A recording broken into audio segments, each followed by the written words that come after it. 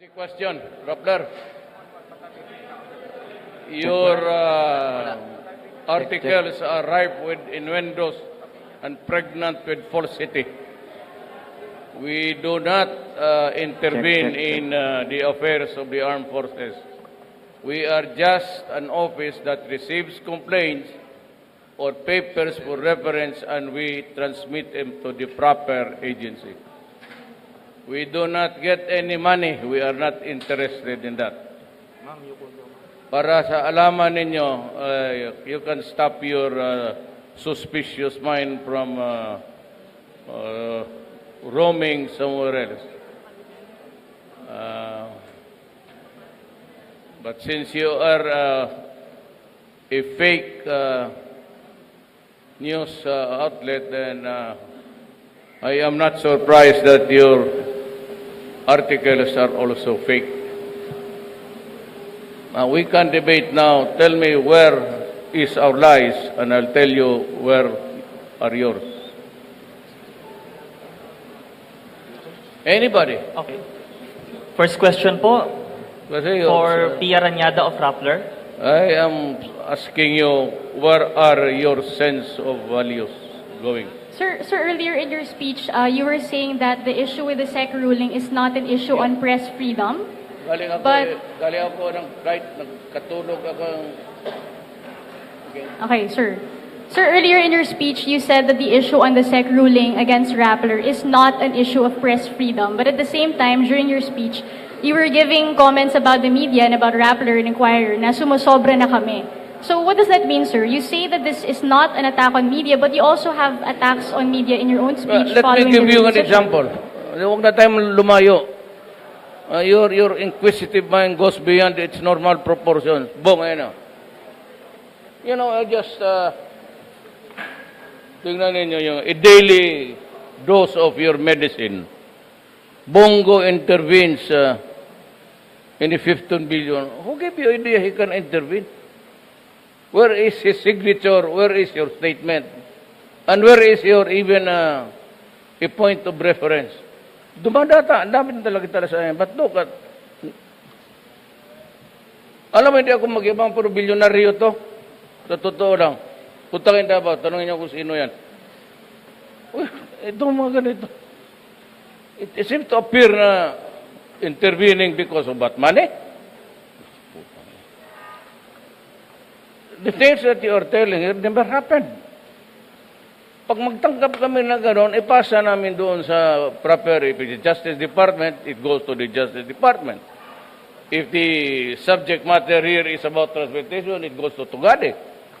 Sir, first of all, you're digressing from the question. Secondly, we also got SAP Bongo's side before publishing the story. Yeah, but even So- if it does not, even if I do or I do not know that tignan mo yung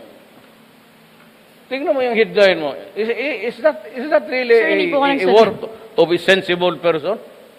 He's not a military man and he interview what?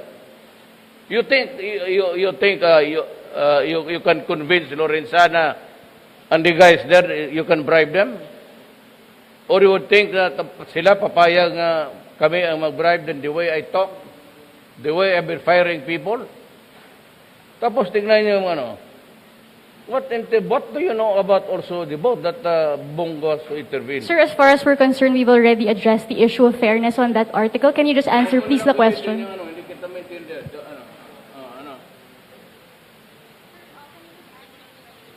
Okay, what was the question?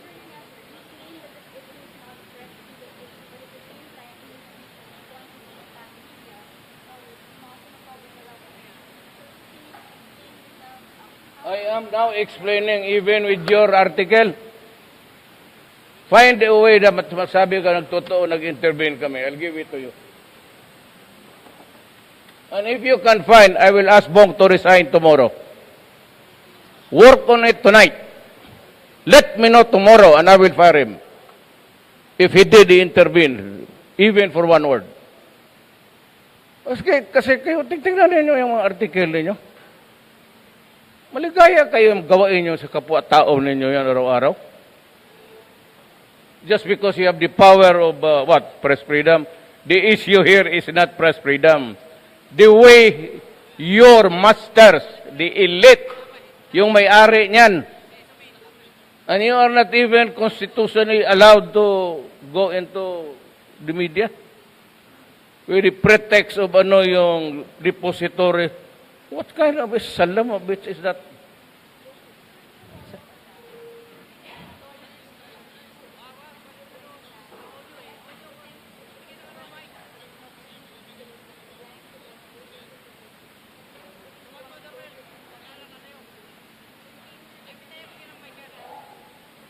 Walang technicality. The Constitution does not really allow your company, of which you are a worker of that company.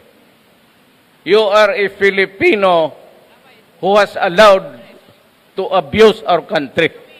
And you are an active participant of that. Ayan ang mahirap. In the name of the Holy Grail of press freedom. Thank Yan you. ang totoo talaga yan. Thank you, Pia. Next question, Ms. Rose Novenario. Sumobra kayo. Pati ako, you're not only throwing toilet paper, you're throwing shit at us. Ay, sir, good evening Sumobra po. kayo. Talaga. Sir, good evening po. Yung amo mo, anong kaso niya?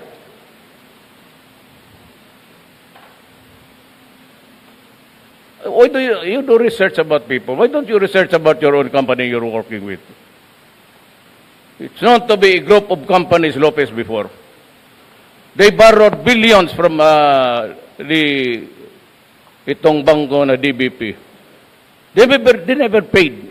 You know what happened at the end of the day? It was condoned by the powers because they are the elite. Yan ang dapat kayo ang kalaban ng mga komunista, hindi kami. Inquirer. How long did you hang on to that goddamn Mylong? 50 years. Nag-expire na lang, they were continue collecting the rentals there when it was no longer theirs, money of the people. Tapos, ang sabi, poverty, sulat, it's poverty. Kayo nga ang nakawan dyan. It's not a question of press freedom. It's a question of abuse and protection by the elite of this country to hold the power. It's about time that kayong mga mayaman, putang ina, huminto kayo, kakaabuso ninyo. Ginagamit na yung media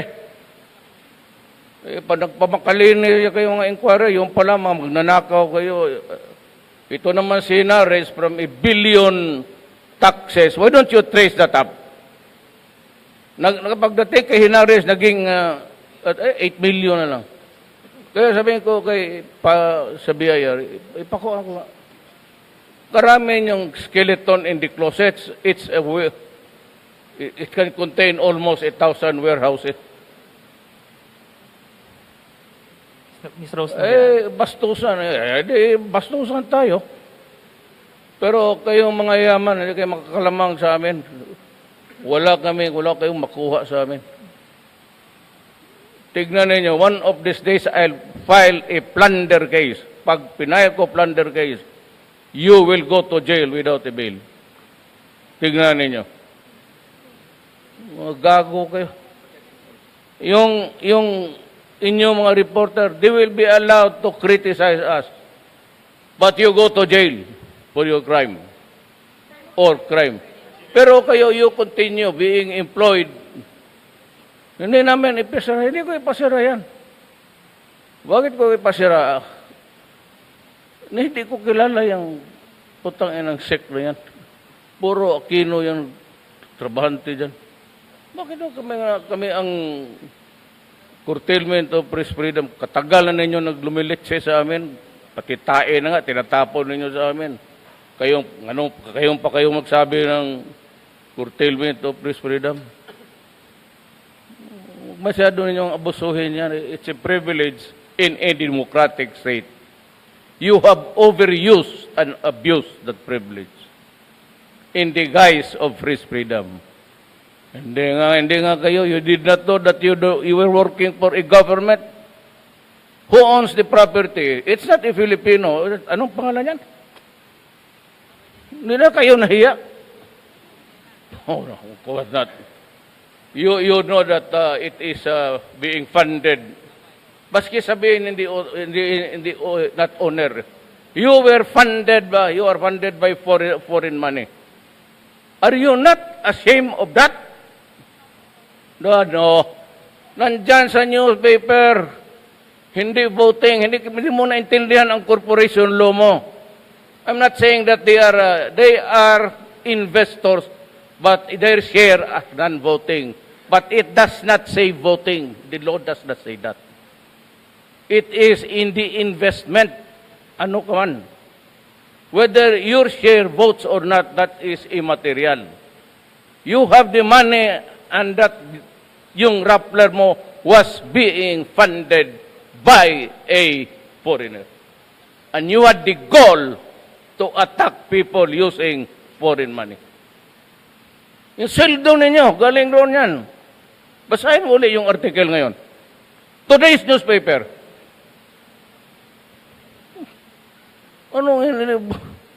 Bakit ka magbuting? No need to vote. You can influence.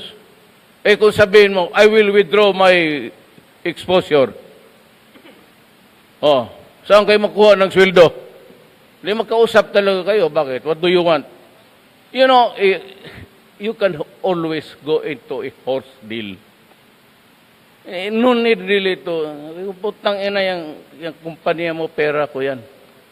Although I do not have a say in the management of what Pia Rañada says, but I can cripple your company by just withdrawing my investment in your corporation.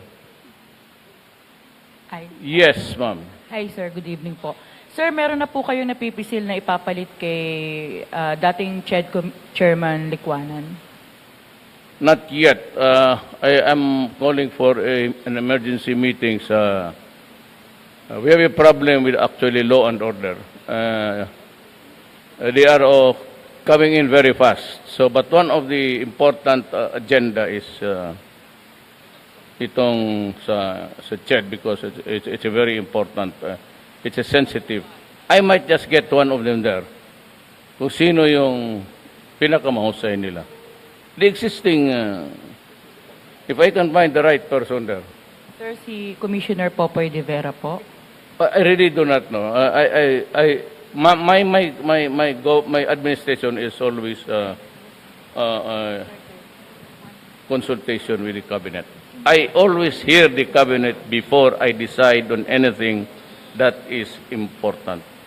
I have not made any major decision for this country without consulting the cabinet.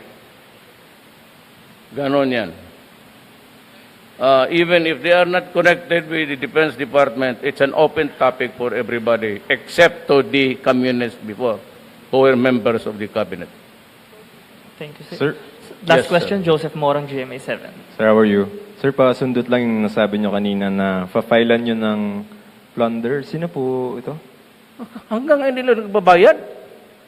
Sir, sino po? If it's billions and you're not paying, what is that?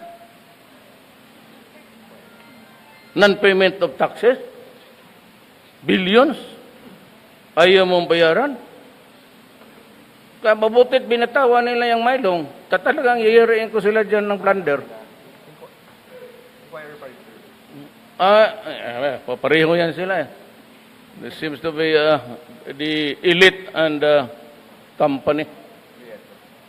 Noon pa yan, estudyante pa, sumusubra talaga yung mga may-ari noong, mga may-ari ng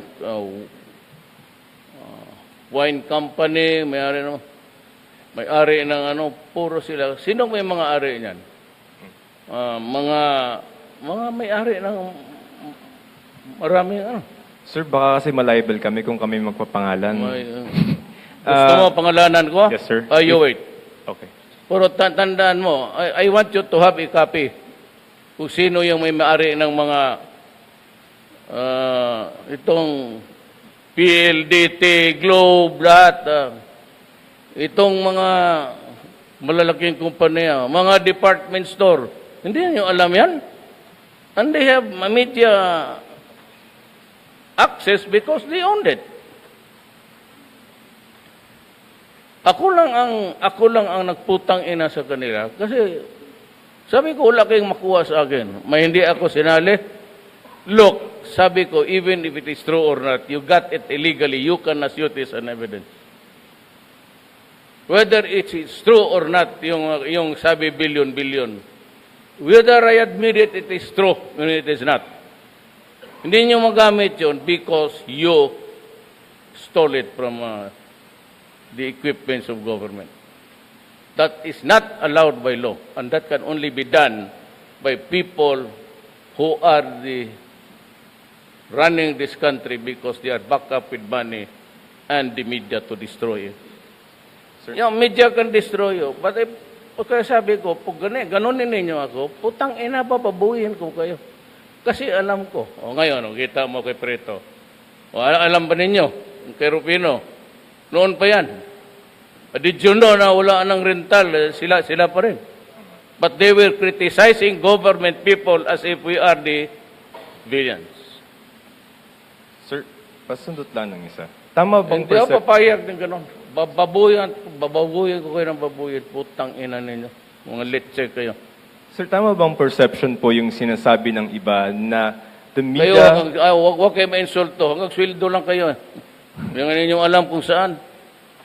Sir, tama po ba yung perception na sinasabi ng ibang kritiko na if a media entity is very critical of you, you can and you will run after? Lahat yan. Kasi, especially ERAP, mayroon pa doon si ERAP na dumapo yung langaw. Nakuha ninyong picture, pinalaki ninyo. What kind of a son of a... What was your sense of fairness there? Kung yung muta ng may-ari ng ano ninyo, hindi nyo nakikita eh. Yung langaw, dumapo lang sa inyo, pinalaki pa ninyo. Yung mag-ganon na style. Sir? Kaya gusto ko silang makita minsan. I hope that I will meet them by accident. Mabuti yung nandiyan kayo. I'm not threatening anything. But I would relish the moment kung makita ko yan sa harap-harapan. At sana nandiyan kayo para makita ninyo kung ano ang asta ng mga amo ninyo. Sir, just one last. What is your position or what do you think of critical reporting on your administration? Sanday ako dyan, Adre. Okay. Alam mo, ang kalabang ko noon, alam mo sino? Sino, Grale? Siya nag-umpisa na yung DDS na yan. Every time sa Davao may mamatay, baski sa aksidente, may magkuha ng picture and they compiled it. Alam ko yan, but I never filed a case against him. He filed a case several against me pagdating ng Supreme Court bagsak. Because hindi, hayaan mo, para matuto ang lahat ng Pilipino. Sino pa? Sir, you don't mind critical reporting? Hindi naman ako kasi hindi naman totoo. Bakit magsakit ba ako? Look, I cannot run again. I won by a margin of 6 million. Ano pa bang hintayin ko? Why would I mind a critic there sa newspaper? Wala namang bumibili niya. Wala namang kikinig yan sa mga radyo.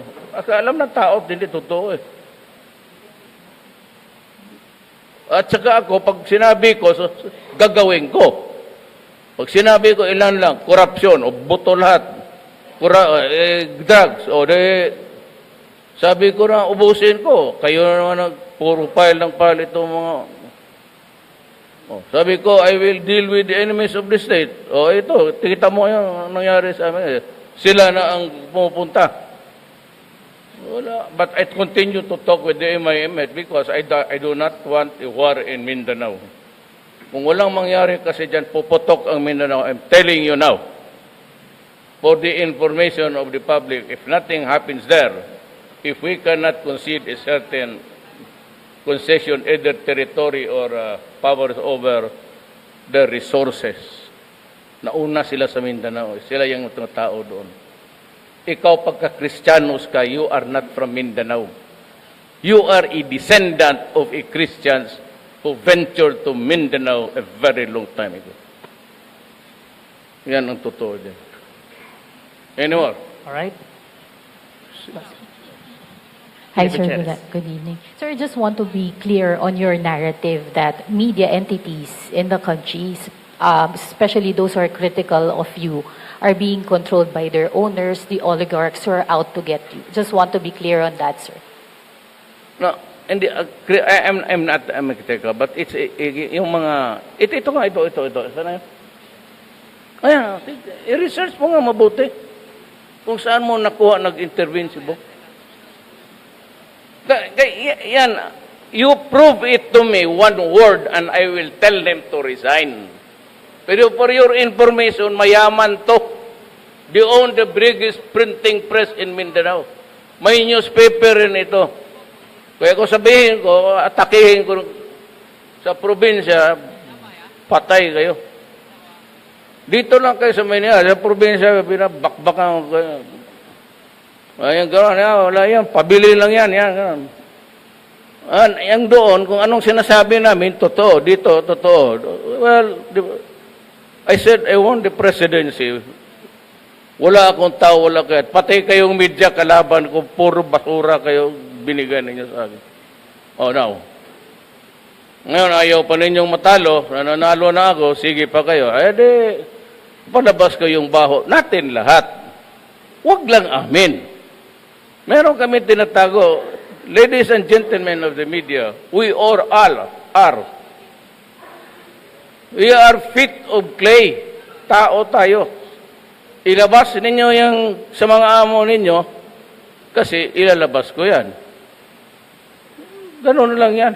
And they are, what are they protecting? Their business. Don't give me that shit about truth about improving the Philippines. How do you improve the Philippines? By what? Establishing a newspaper, then hanging onto a property of government for so long, making money out of it, paying no taxes?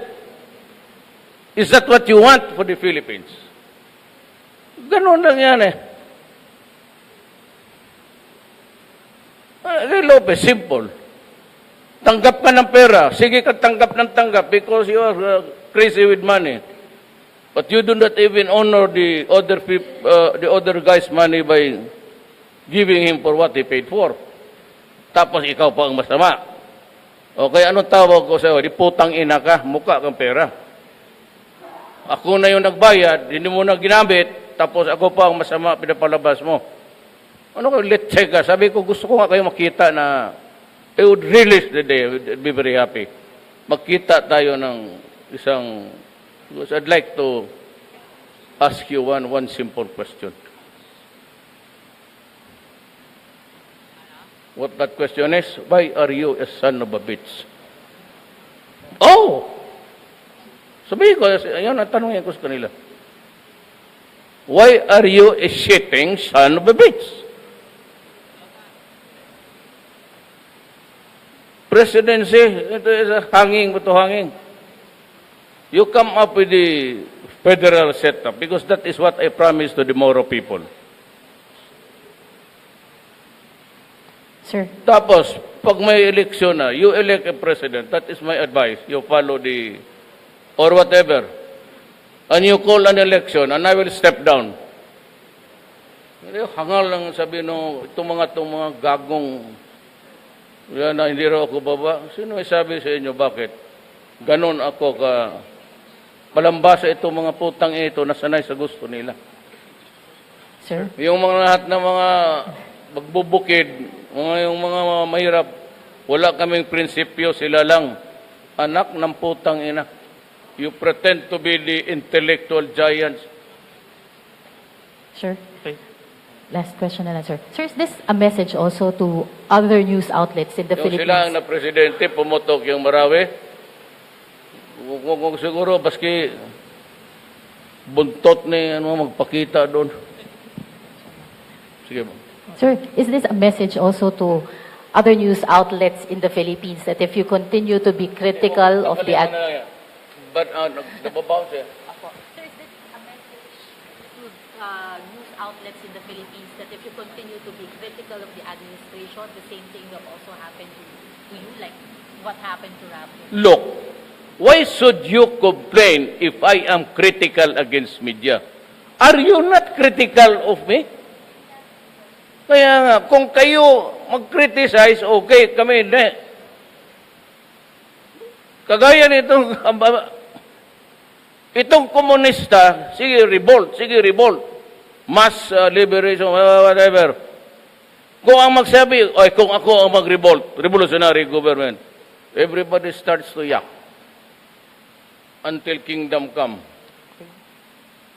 All right, thank you po, Mr. President. Wag Maraming muna, salamat. sino? Ito, panahon ko na, every time, hindi kayo. Alam mo, deep down, after all has been said and done, deep down sa pagkatao natin, makita tayo, I can embrace you, I can shake your hand. Putang ina, sampal ang makuha mo sa akin.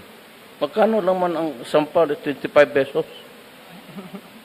Tang ina. Tayo, alam natin. Hindi man tayo nagmamalaki na mahirap o mayaman. Pero galing tayo doon. Kung saan diyan, pare-pareho lang tayo lang. Kaya nagkakaintindihan tayo. Kaya hindi ako nagpapakaya. Kaya if you are critical, if Rappler is critical and saying about, sabi ko nga let's do it with honor. Prove it that he investigate Lorenzana and company and all of the Navy and military if they got even a call. Pag na-prove mo yan, he resigns. If not, I ask you to leave, Rappler. And we will organize in your publication. Okay. Ako hindi, pero marami na akong kaibigan ngayon na, alam mo na pagka-presidente ka, suddenly marami kang kaibigan, mahirap o mayaman. Hindi ka presidente, mahirap lang ang kilala mo. Yes, ma'am, hindi ka man mayaman, hindi ka rin mahirap. Maganda ka lang. Thank you. Kasi kung mahirap tayo, wala tayo dito ngayon. Mahirap tayo, hindi tayo aabot tayo nandito. At this hour, magtatrabaho pa kayo. Doon na kayo sa pamilya ninyo.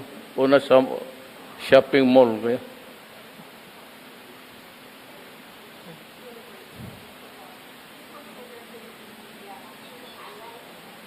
Alay. Hindi naman lahat eh. Lahat ng yung hindi ko binanggit, lahat akin yan.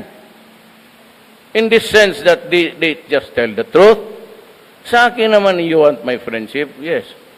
Have I ever asked anybody of you in my entire life na dito, pag-usapan mo to, explain mo sa kanila na gano'n. Have I ever done that?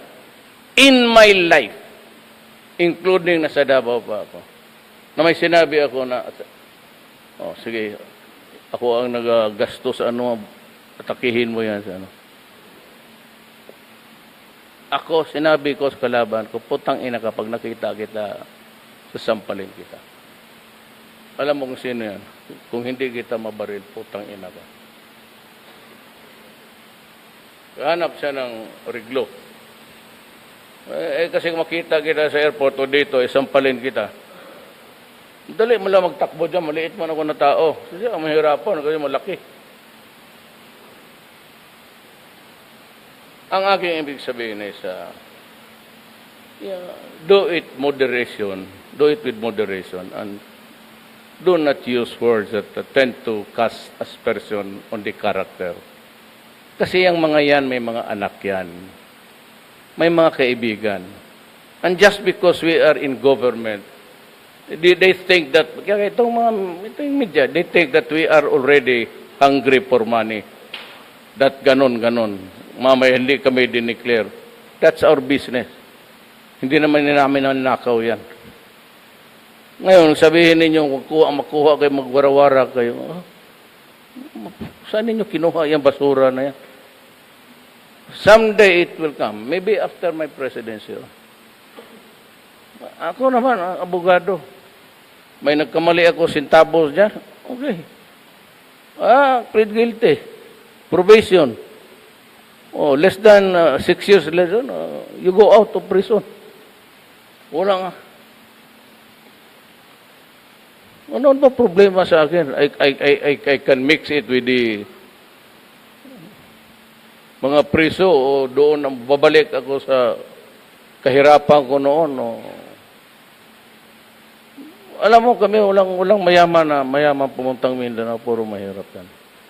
They just don't believe na you are not, para bang palabas nila na wala kang pag-asa, kaya ikaw taga Mindanao o mahirap ka, hindi ka na makakuha ng at least the comfortable things in life.